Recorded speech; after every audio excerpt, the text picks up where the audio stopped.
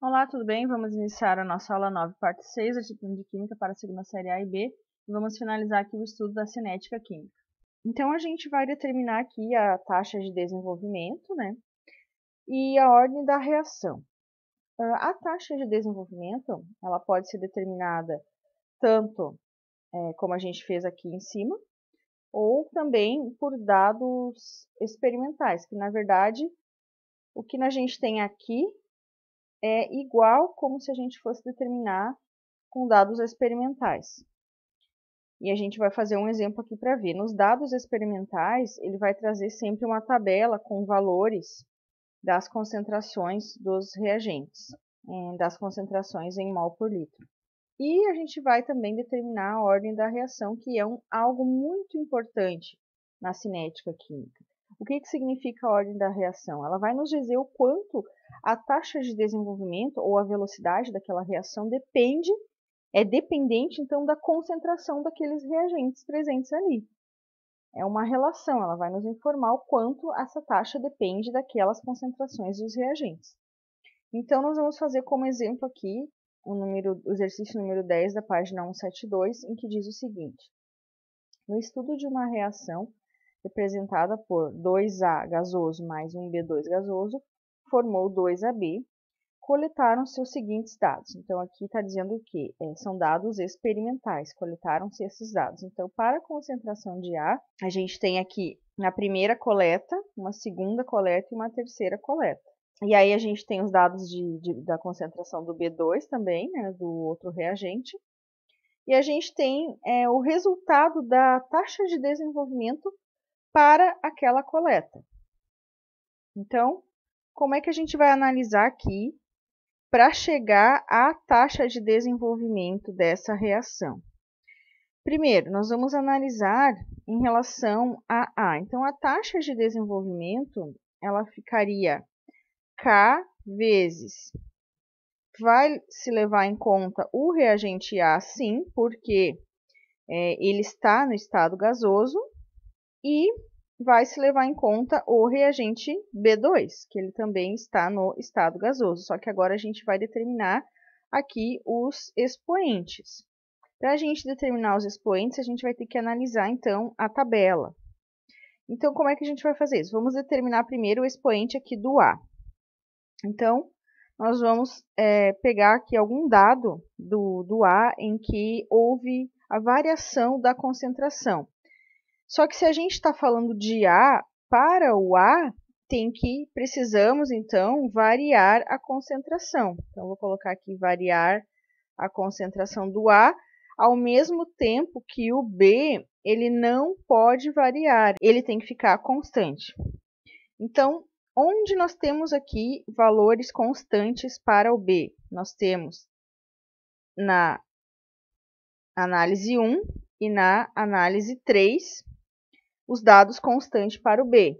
Então, 0,10 no 1, 0,10 aqui na análise 3. Então, se a gente olhar para o A, o que ocorreu aqui no A? De 0,10 veio para 0,20. Ok, então aqui está variando e aqui não está variando. Podemos usar o 1 e o 3 agora. Se nós tivermos aqui 0,10 para 0,20, o que está ocorrendo com essa concentração em mol por litro aqui do A? É uma concentração que duplicou.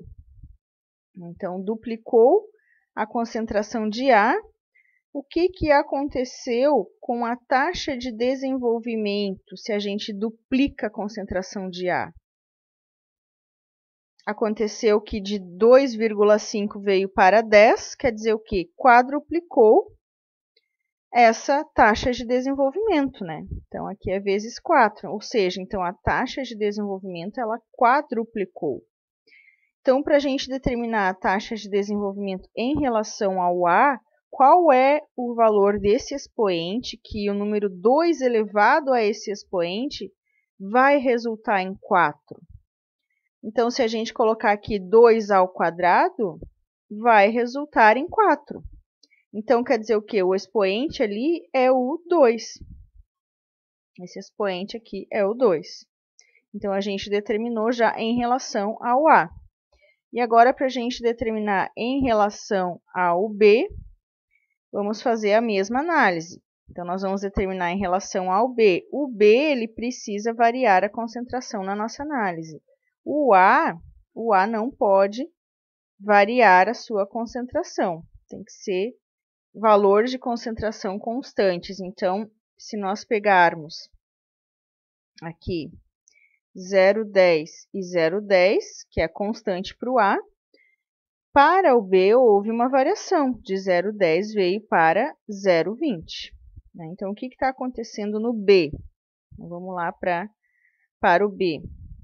Na concentração de B, houve o que? Duplicou essa concentração, né? Porque de 0,10 veio para 0,20, mantendo então o A constante, né? Continuou 0,10 aqui, ó. Então, quando nós duplicamos a concentração do B, o que acontece com a taxa de desenvolvimento? Ela também duplica, né? De 2,5 veio para 5, ela duplicou. Então, a taxa de desenvolvimento, ela duplicou. Qual é o número que elevado a 2 vai resultar em uma taxa de desenvolvimento igual a 2? É o número 1, né? Porque 2 elevado a 1 é 2. Então, significa que o expoente do B2 é o 1. Então, quer dizer o quê? A nossa taxa de desenvolvimento dessa reação vai ser o seguinte, K vezes A elevado ao quadrado vezes B2 elevado na 1. Então, essa é a taxa de desenvolvimento, analisando-se a tabela com dados experimentais. Isso, então, para a primeira pergunta. A resposta correta lá no livro é a letra D. Mas aí eu vou prosseguir aqui para a gente analisar a ordem da reação. Então, a ordem da reação, como a gente viu, é o quanto a taxa de desenvolvimento ela depende da concentração dos reagentes. Então, aqui nós podemos ter 3 tipos de análise, nesse caso aqui para essa equação de reação, né, em relação à ordem da reação.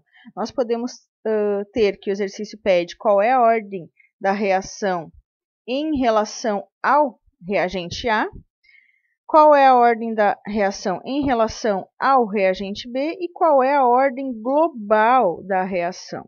Então, nós já determinamos a taxa de desenvolvimento. Então, sempre nós vamos precisar determinar primeiro a taxa de desenvolvimento daquela reação. Então, para a gente determinar a ordem da reação em relação ao A, ao reagente A, basta a gente olhar aqui o seu expoente. Então, a ordem da reação em relação ao reagente A é de segunda ordem. Em relação ao reagente B, é de primeira ordem.